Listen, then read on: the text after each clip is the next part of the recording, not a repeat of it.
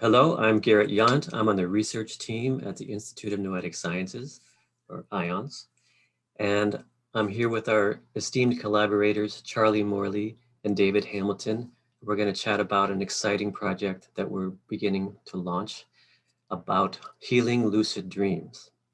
So this project, we're going to be inviting veterans who are experiencing post-traumatic stress disorder, or PTSD, to participate in an intensive online workshop for lucid dreaming.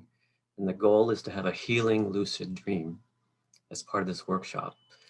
So the sciencey stuff we're going to do before and after, of course, is going to be look for healing of PTSD, so reduction in PTSD symptoms.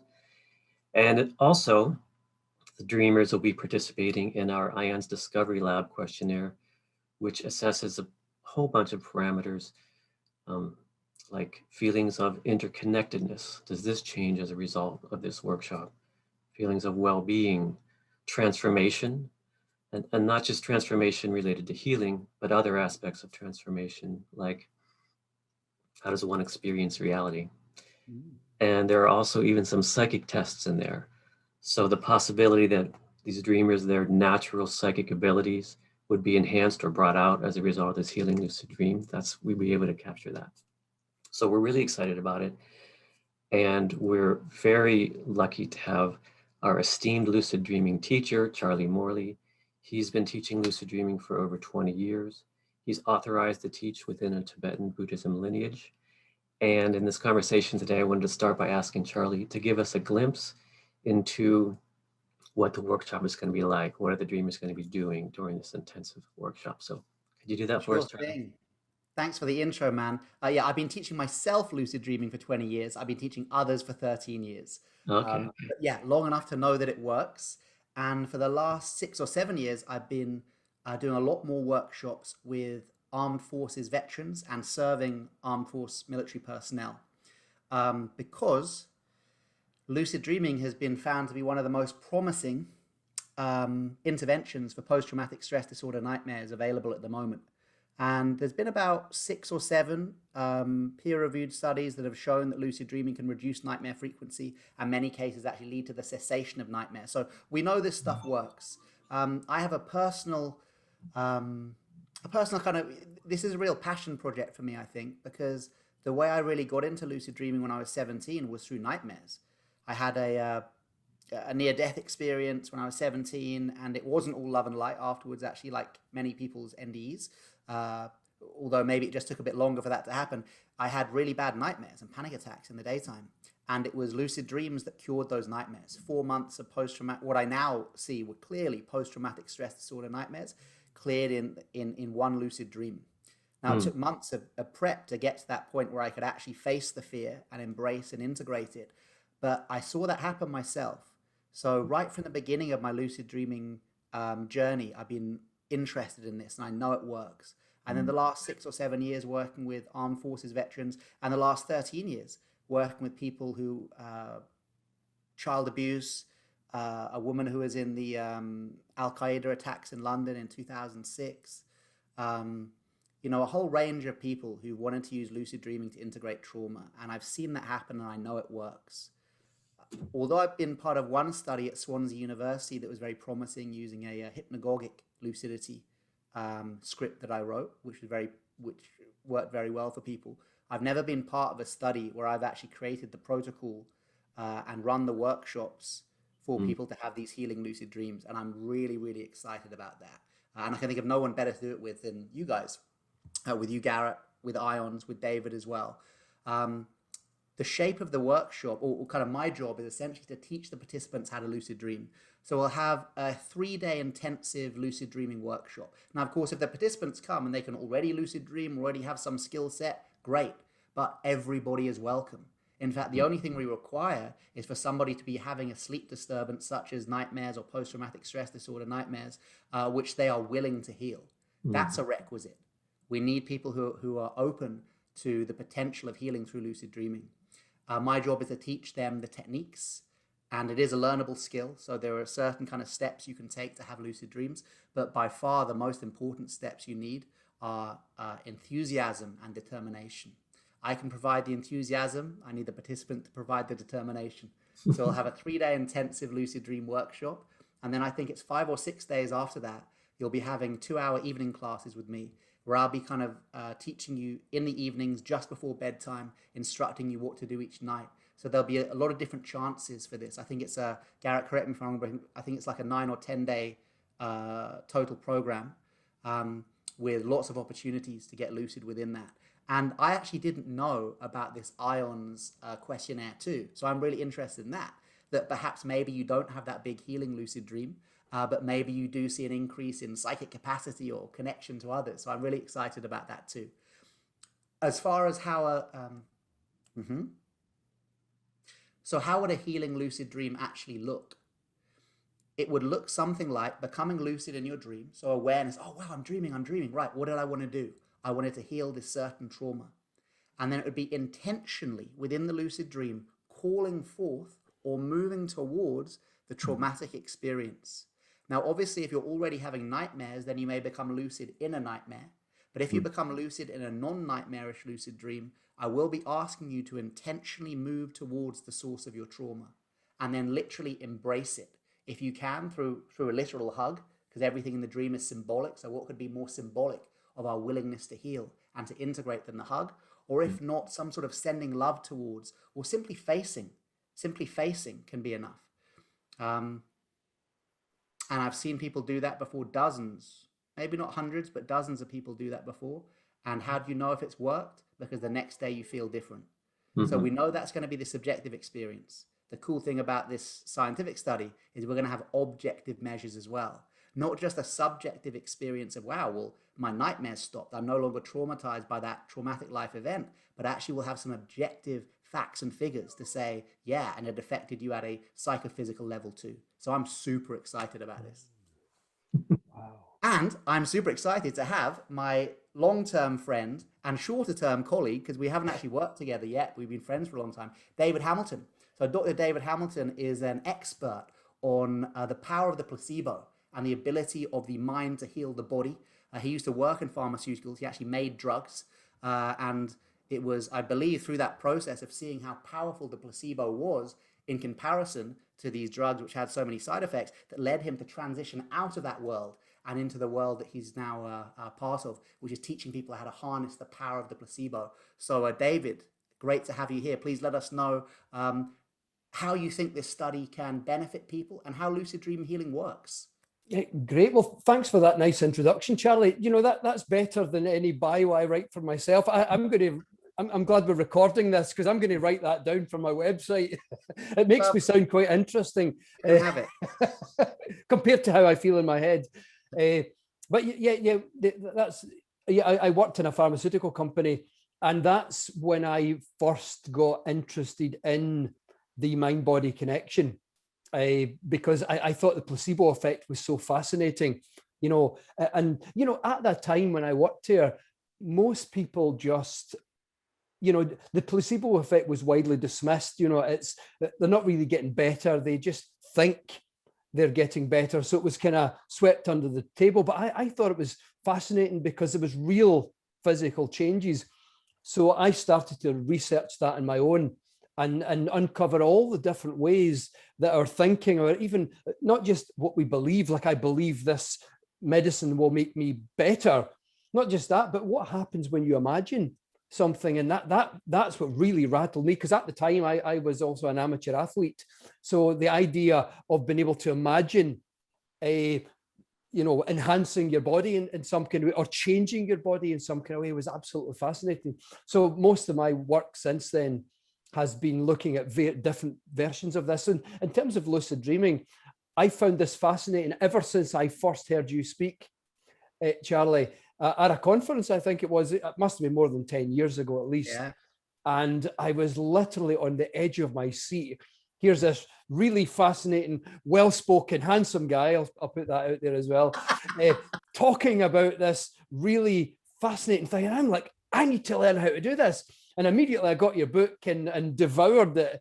And from time to time have kind of practiced lucid dreaming. And I think, there's so many similarities between, I think, lucid dreaming and and visualization, because whatever your imagination is doing, and let me backtrack, because I think most people have always thought that your imagination is just something that disappears in the ether. It's just in your head. But in actual fact, imagination has physiological consequences. So what you're imagining will always be fiddling around with your brain chemistry, so that your brain chemistry will actually be following your imagination. Like if I'm imagining this thing, then my brain will be following that, for example. But so does the body as well. If I'm imagining, a hug, for example, then my body, the biochemistry of my body will follow what my imagination is doing. So I think there's quite a lot of similarities between classic visualization, if you call it that, in terms of what I've been doing, and doing the same thing in lucid dreaming. I'd say lucid dreaming has potential to be more powerful, like one dream, for example, or because you're at such much more deeper state of consciousness with less, I think, distractions that we tend to have when we're classically visualizing, I suppose.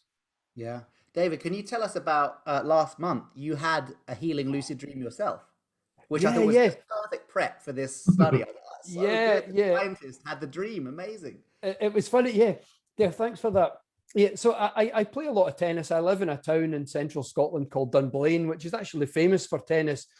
Andy Murray and Jamie Murray, former world number ones, grew up in Dunblane. So I've been playing for a few years, and I had this niggling injury to my knee that I was actually having to strap it up in it, and it was interfering with my game. And it wasn't so much at the time when I'm playing because adrenaline's going, but afterwards it was like, oh my God, it was so painful. And I just had this realization when I think before I went to sleep, the thought came into my mind about a lucid dream, but I didn't really think about it until I became lucid in a dream. And I thought, wow, here I am. This is the best opportunity. So I asked to see a representation, a symbolic representation of the pain in my knee.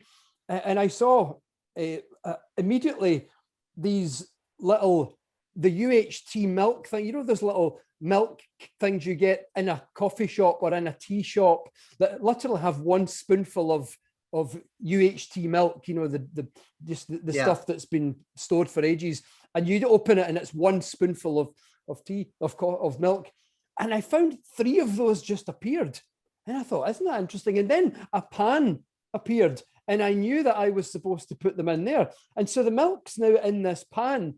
And then I immediately knew, because my focus was on how do I heal my knee, and I immediately knew that I was supposed to put oil into the pan, into the milk.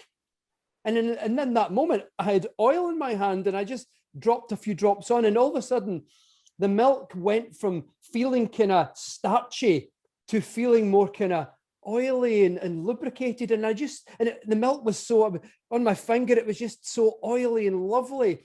And I woke up the next morning and I thought, wow, the pain is almost away. And literally by that afternoon, it was completely gone, the pain. And I was playing tennis on it as if I'd never injured it. And I'd had that for about 2 or 3 weeks, and it was progressively getting worse because, I didn't really rest it. Like most people said, oh, you have to rest it for a week. And I'm like, no way, I'm just going to push through it. But that probably wasn't the cleverest thing I've ever done. But the lucid dreaming totally nailed it. It's amazing.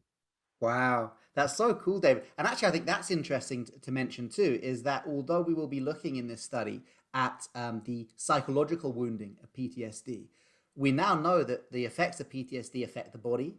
And by changing the body, we can also help to mitigate some of the effects of PTSD around inflammation and the effect that inflammation has on the experience of trauma. So I think it's important to state too that in this study, if people's trauma is a physical one too, then also we'll be encouraging people to work on that, because that's an equally fascinating topic. And in fact, one of the things I'm going to ask Garret to talk about is the saliva collection aspect of the study, and how that will help us see if there is a physical, objective effect from healing a psychological trauma. Could you tell us about that, Garret? Yeah, sure. I love this idea, David's way of stating it, of fiddling around with the brain chemistry, that little fiddling around. So I know that there has been a report about healing lucid dreams and the hypothesis that neuroplasticity is involved. So this is something that, Charlie, I've heard you talk about the prefrontal cortex being activated during lucid dream, which is normally dormant during a normal dream. And so that's one of the ideas behind why neuroplasticity could be involved. And you've talked about this before, and you're so handsome. Could you just do that again first? I love this interview. This is great. And I realized, look, there's a sausage dog behind me, so that can distract us all. Okay, here is my brain. Only half a brain, no jokes, please. So basically, when we dream, the back part of the brain is highly activated. So the brain stem, occipital lobe, visual cortex, loads of activity, because the brain's like working flat out to create this three-dimensional visualization, which is the dream. If you look at the front part of the brain when we dream, it's highly deactivated, very little prefrontal cortex activity in a non-lucid dream. But when we get lucid, the objective measurement of lucidity, when they got people to get lucid in a brain scanner, in fMRI scanner, if you can imagine, they managed it at Heidelberg University, they see the front part of the brain lights up, especially the right dorsolateral prefrontal cortex, the frontopolar regions, which is exactly where they believed the seat of consciousness resides, which was an interesting sub-study. They were actually using lucid dreaming, doing these brain scans, not only to prove how lucid dreaming works, but to try and find meta-consciousness, to try and find the kind of seat of consciousness in the brain, and they were using lucid dreamers to do this. Anyway, the cool thing is, when you get lucid, you see this front part of the brain light up because your sense of self comes online, and you go, oh wow, I am having a lucid dream. Whereas in non-lucid dreams, a sense of self's offline. You can dream you're a kid, or I can dream I'm David Hamilton, or I can dream I'm a dog, whatever it is, right? Lucid dream, that comes online. A cool kind of side effect, or an epiphenomena of that part of the brain coming online, is neuroplasticity. So once the prefrontal cortex is engaged, the brain doesn't think you're dreaming. The brain thinks you're awake. That is the coolest part of lucid dreaming. Once the prefrontal cortex is activated, leading to the subjective experience of I'm having a lucid dream, neuroplasticity is engaged. So this means that whatever you do in the lucid dream is creating neural pathways in the same way as when you're awake. Not any more than when you're awake, but in the same way as when you're awake. And there have been very interesting studies from Heidelberg showing that basically if you practice athletic discipline in the lucid dream, you get better. I was part of one of those studies, group of martial artists, 25 involved, 81.3% reported improved martial arts performance by practicing in the lucid dream. So that's done. There have been loads of studies on this. Tadas, who's consulting on this project, he's been part of those studies. So this is real kind of peer-reviewed science. You can get better at sports by training in lucid dreaming. How can we apply that to trauma? So let's say a veteran coming back from Afghanistan who's got recurring post-traumatic stress disorder nightmares about a certain incident that occurred in Afghanistan. If they can become lucid within those recurring nightmares, and rather than running from the threat, go, oh wow, I'm dreaming. I'm no longer back in Afghanistan. I'm simply having a nightmare I'm back in Afghanistan. And because of that, my life is not in danger. And because of that, I will move towards the source of my fear. And it could be something as little as just standing in the dream going, I am safe, I am safe, I am safe, or moving towards the traumatic experience, maybe moving towards the firefight or moving towards whatever it was. Now, if you do that, the brain doesn't think you dreamt about doing that. The brain thinks you were back in Afghanistan, you were in that incident, but this time it had a different outcome. It updates the memory system, it updates the circuitry of the brain, and that we believe that's why it has such a powerful effect on PTSD healing. Not only because of the kind of psychological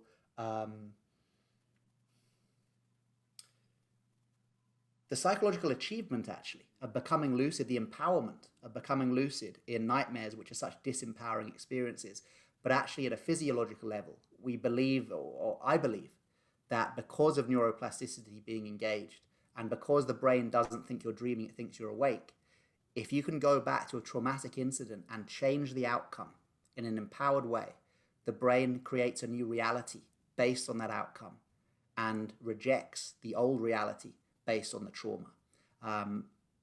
Essentially, that's what we're trying to look at and try and prove through this study. Or one of the aims, I would say, is to try and prove that, which is super exciting. Yeah. And so that's kind of in the brain, and more systemically, one of the measures we're going to be looking at is a biomarker of stress in the saliva. So we'll be, from a subgroup of the dreamers, we'll be collecting saliva samples throughout the entire workshop. And in particular, the biomarker we're looking at is called salivary alpha amylase. So alpha amylase is already, there's research in other fields showing that the concentrations of this change, and it's considered a surrogate marker of sympathetic activation in response to stress. So if their chronic stress is lowered as a result of this healing lucid dream, we should be able to see that change in this salivary biomarker. So as you said, Charlie, this will be the first time we're looking at a physiological objective measure in this type of experimental setting. So that is so cool. And I feel very confident you're going to get that. Very confident. Yeah. Famous last words, eh? Who knows? But... No, I totally agree with you. I'd be very surprised if you didn't see something like that, given that if you're impacting trauma, you know, trauma has so many effects on the body, not just on stress levels, but on, you know, the autonomic nervous system, so on the immune system. So, you know, once you deal with something like that, it's almost certain that the body, which in many ways can reflect the state of consciousness, then you're naturally going to see a change in some of the biomarkers, some of the biochemistry of the body. Yeah, in addition to collecting this before and after the workshop and throughout, we're also going to wait a month and then go back to the dreamers, have them give saliva again to see if this reduced stress is maintained. That's so good. Brilliant aspect of it as well. That sounds like a really, you know, really, it sounds like you've really built the study so amazingly. You know, it's going to cover all the bases, not just the biochemistry stuff, but the psychics. I'm really interested in the psychic bit of the component as well. It sounds like it's a really thorough, well thought out study. So it's so exciting that it's really getting done. Yeah. I think also when I heard Garret and you there, David, speaking, I think that the study might, you know, there are implications here, not just for lucid dreaming, but the implications of the mind-body connection, because in the waking state, there are so many variables which can be used to discount the effect of the mind on the body. But the lucid dream state, that's a closed loop. That's a closed circuit. You're asleep. Yeah. You're asleep. Like there's no external, there's nothing that coming from outside. It's like a closed circuit. So if we can prove that, or if we can see signs of mind affecting the body in that kind of closed loop circuit of the lucid dream, I mean, is that right? I don't know. I'm freestyling here, but is it naive to say that that could have greater implications for how the mind affects the body? Yeah, it's a perfect model system because you have the body basically paralyzed. So as an example, there's a great study showing mind influence on gene expression that's been published about joy and happiness. It's a wonderful study, but they look at folks that watched a funny movie and they're laughing and they're joyful compared to, I think the control group was, I don't know, watching a math lecture or something. And then they saw the genes change, and it's very provocative. But you've got to consider that the body was having rhythmic contractions of the largest muscle group in the body, and that's going to have changes that ripple down into gene expression. Sorry, as they're laughing, you're talking. Right. Oh, okay, I get it. Yeah. So to control for that, you might have to like electrically stimulate the diaphragm, which is super complicated. And how would you get it? In our case, it's the active mind, paralyzed body. It's truly a conscious experience. You know, that's going to be the active ingredient. So you're right. It's an incredibly clean model system to look at the mind-body connection. Yeah, no room for anything in the body impacting the biomarkers. It's purely just the state of consciousness. And you know, David, I'm just curious because you are famous for visualization, and you mentioned that there's similarities, but possibly to be more intense with the lucid dreaming because of lack of distraction. Yeah. I mean, do you think that so during visualization, this front part of the brain would be active, right? Yeah. You're awake. So in terms of the brain, parts of the brain, that would be similar. Yeah, right. And I think when I think you nailed it a moment ago, saying when the body is, if the body is paralyzed during, it's not moving during the lucid dream, then in the brain, there's much in the lucid dream, then there's much less of the brain's resources taking care of the movements and all that, and aware of the sights and sounds and stuff. So it's almost like the intensity of the visualization will be much greater, because there is not just less conscious distractions, but less physiological unconscious distractions, less work that the body is doing, so to speak, at that time.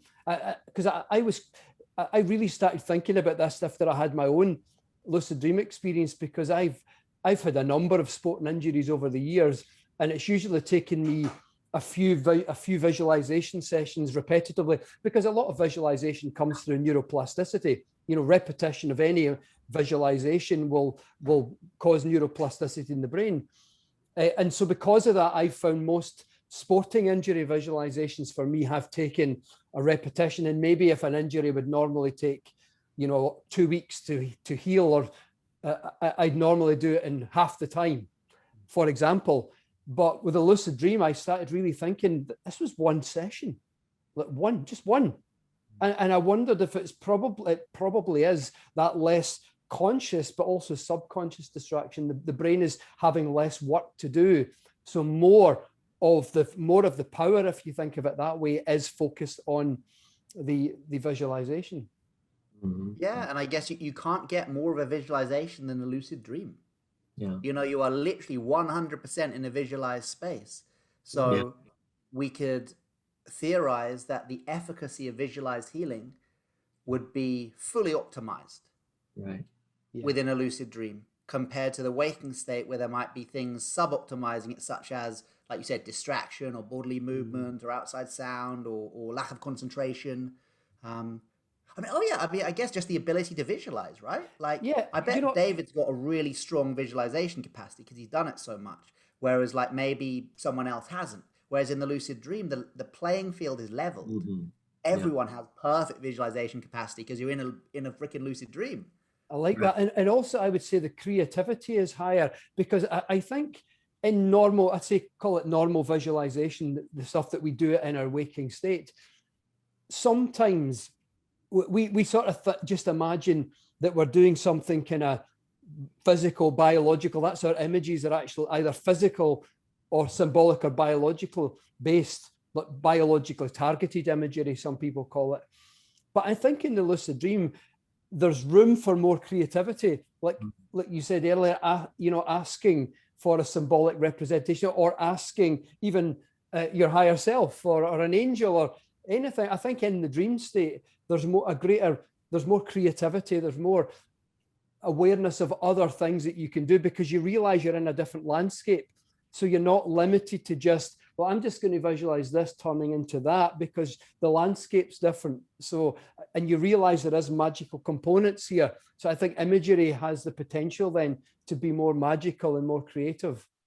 That's very cool. Yeah, I mean, think of your lucid dream, David.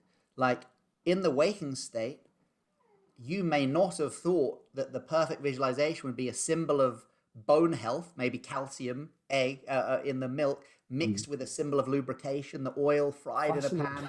And yet your dreamer did. It was like, look, there's the milk. It needs lubrication, and then it emulsifies. And it's like, what a genius, right? I know. This is why I love it when people say they aren't creative. I'm like, tell me a dream. Literally any non-lucid dream you've ever had. Oh, I was walking down the street with my friend. Okay, you designed the set. You were playing both yourself and the friend. You designed the costume of your friend and yourself. You designed the sun in the sky. It's like the creativity of the dream state itself is so huge, let alone when you get lucid in it. And then you're really kind of having this biofeedback mechanism. Can I actually talk about the creativity? Can I share with I had another lucid dream that helped me with a mathematics assignment. It wasn't as, I would say I was in between lucid and semi-aware that I was waking up and I was sort of in my bed, but I was fully in the dream, but also partially aware that I was in my bed, if that makes sense. Is that what's the state that? The hypnopompic state would be that kind of waking up state. Yeah. Yeah. Well, I I realized that I was semi-lucid, and I was dreaming, and I was certainly in the dream, but having flashes of out. And I suddenly realized what had been running through my mind is I had a major mathematics assignment. So as well as my writing work and stuff, I'm doing a part-time degree in mathematics and physics, and I'm, 3/4 of the way through. And it was a very technical, it was a mathematical modeling exercise. And when you get to more advanced mathematics, it's not about whether you're right, it's not about just doing calculations. You tend to have to model real world situations. Like Einstein's general relativity was a mathematical model. You design formula, or you build formula that accurately describe a real world situation. So we were set with a task, a really quite technically challenging task, to design a mathematical model for a real world situation. And I'd been racking my brains for a few days, and then it came so clear in this semi-lucid hypnopompic state, and I could see the answer geometrically, with actually occasionally flashes of the actual letters for the equation. But it was more than that. It was an absolutely knowing that this is the geometry of it, this is the shape of it. And I just got some of the letters that make up the equation. But what was really clear was this is how the model has to go. It has to be this, not that. It has to be do. And I could see it so clearly in that state. I was so excited. I got up. When I woke up, I just got my notepad. I'm scribbling formula, drawing pictures, scribbling formula down. And it was actually correct. Whoa. I just got the assignment back last week, and it was absolutely spot on.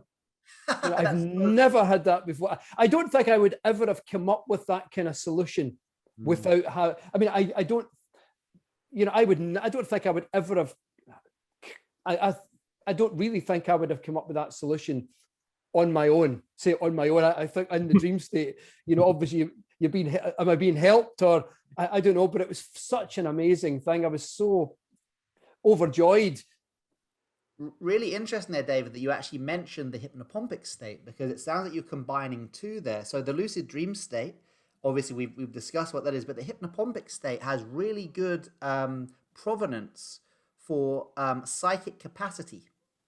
So there's the thing called hypnopompic insights, which is like where people wake up and the first thought upon awakening, or just before their awakening, is the usual description. They remember someone's name, or they have this like breakthrough of the thing they were trying to remember, which is kind of exactly what you had. So I think you had a combination of both lucid dreaming with hypnopompic insight, which is actually the ideal place to do what you needed to do.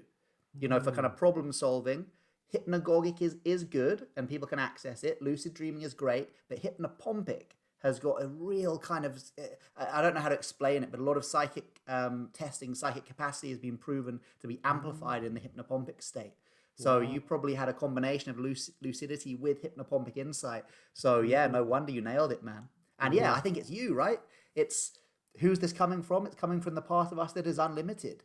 Yeah. That is without the kind of ego distractions or the limitations or the poor me story. It's like, when some people have a lucid dream and they're sure they met God or an angel or something. I never argue against it, but in my head, I'm always thinking, dude, you met you.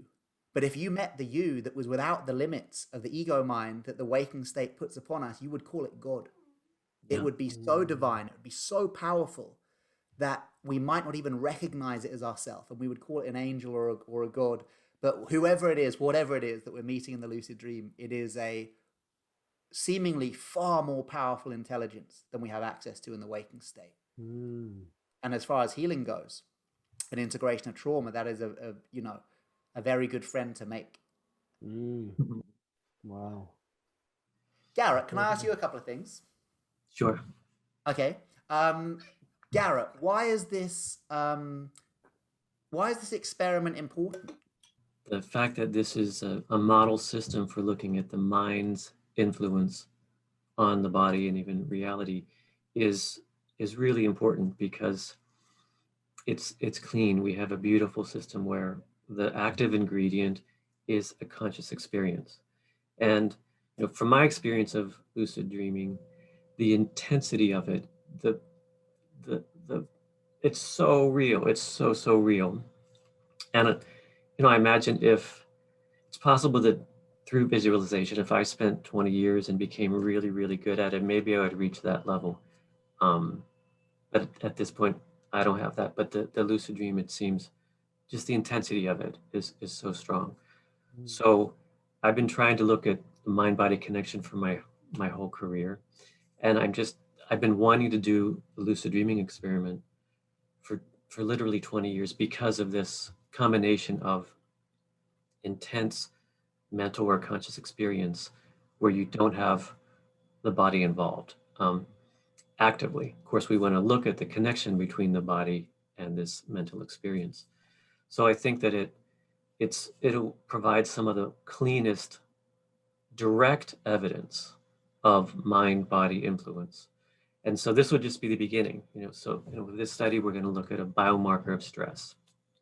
If we see that, then that means there's going to be other parts of the body that are involved. Ultimately, gene expression, reaching down into the regulation of our genes, I think is certainly happening. And this will be one step toward building the protocol to demonstrate that. And I think, all of this direct evidence is going to have a ripple effect through this materialistic paradigm where, as you mentioned, David, the thought about placebo just being, part of the imagination, and then it just flitters away somewhere. No, it fiddles with brain chemistry and it causes real effects. And the ability to harness that, I think it's just tremendous potential to change our thoughts about health and healing and reality. As you said, Charlie, this is an opportunity to access parts of ourselves that aren't limited, right?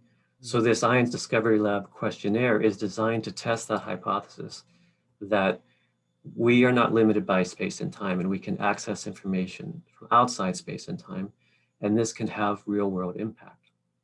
So this is a beautiful piece that builds into that hypothesis testing of seeing how we can access energy information from outside space and time.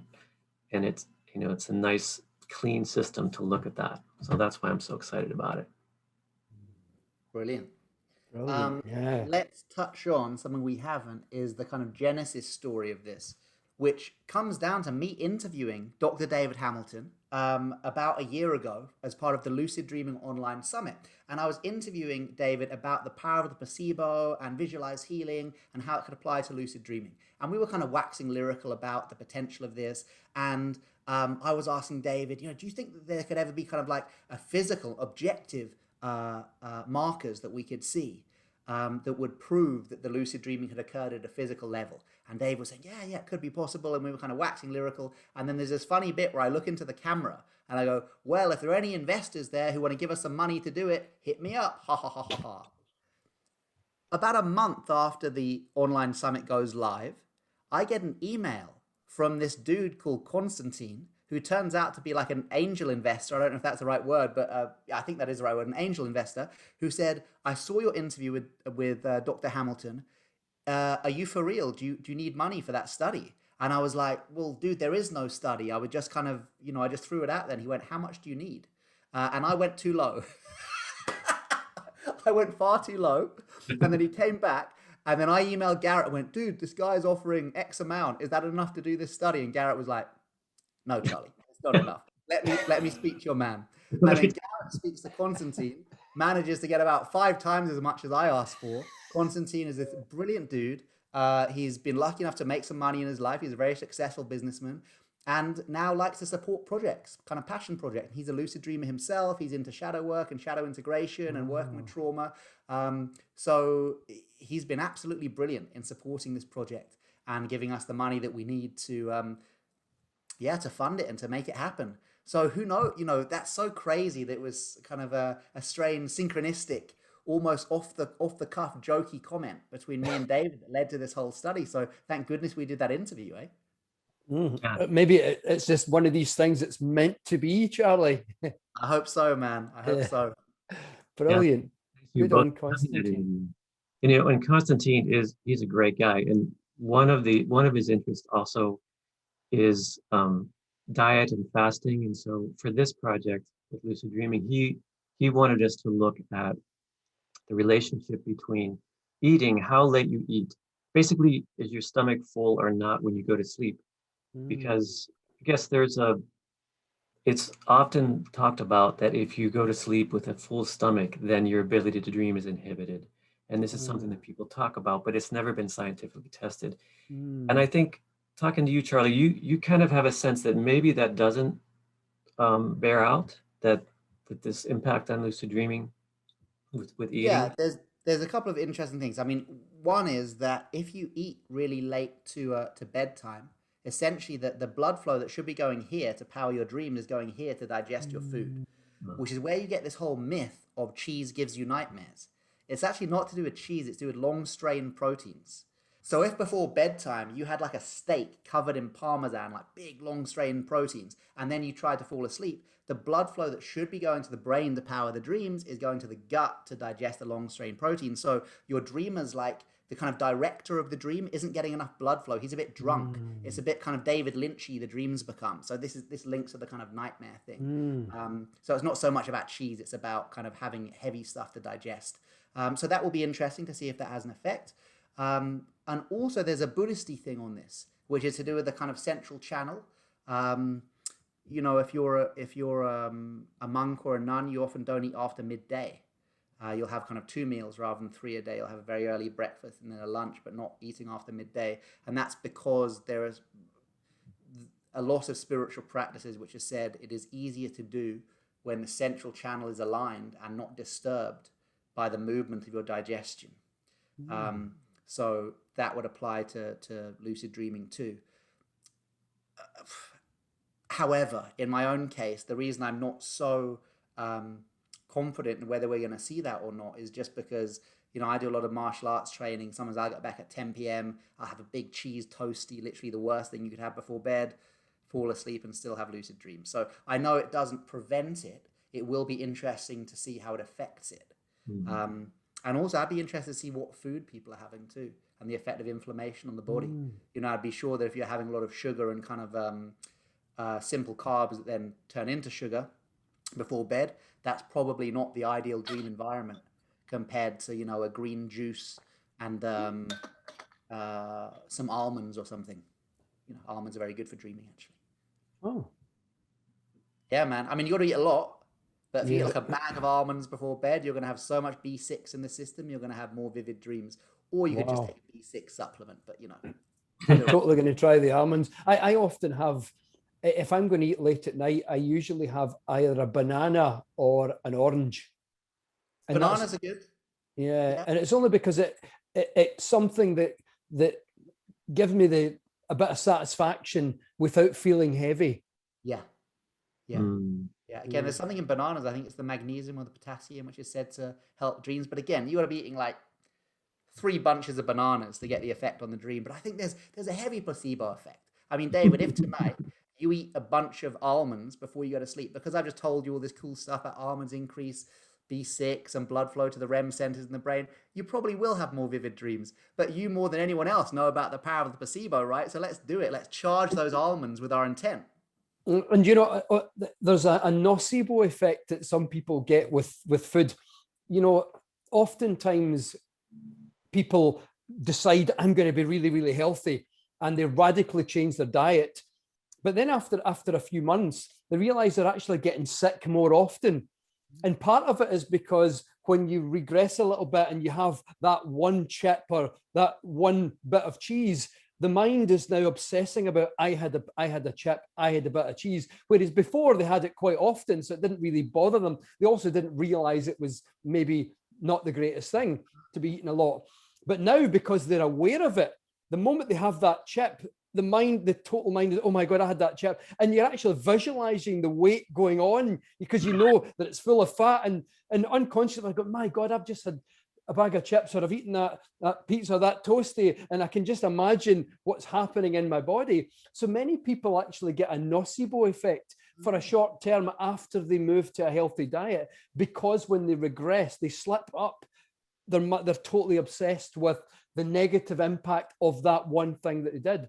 And if they can actually realize that it's only once, it's okay. You know, I was doing that every day before. So sometimes you have to just make that little tweak and realize it's just the once. I'm not doing it all the time. And then you won't get a nocebo effect from it. The nocebo effect comes from obsessing over what that is doing to my body, whereas before you didn't know. It's like, for example, people who get placebos for thinking they're real medicines often get the side effects, and they get the same side effect profile only if they know what the side effects are. Whoa, wait. That's cool. Sorry. Yeah. Some people get side effects from placebos if they know the side effects of the drug. If they think it's the drug and they know what the side effects of the drug are, then very often the side effect profile of the placebo is exactly the same as for the drug. No way. Yeah. God, that's just as impressive as the placebo. It really is. As the healing capacity. Whoa, that's nuts. Yeah, it's called the side effect profile, and it often tracks very closely with the placebo. Not always, but there's quite a lot of cases where the people get the side effects of the placebo if and only if they know what the side effects of the drug are. Huh. I just want to say thank you to our esteemed colleagues. This is an amazing team, and I think it's going to be an amazing project with potential to really have an impact on what we believe about the power of the mind and the potential for health and healing. So thank you both. I really appreciate your input. Thank you.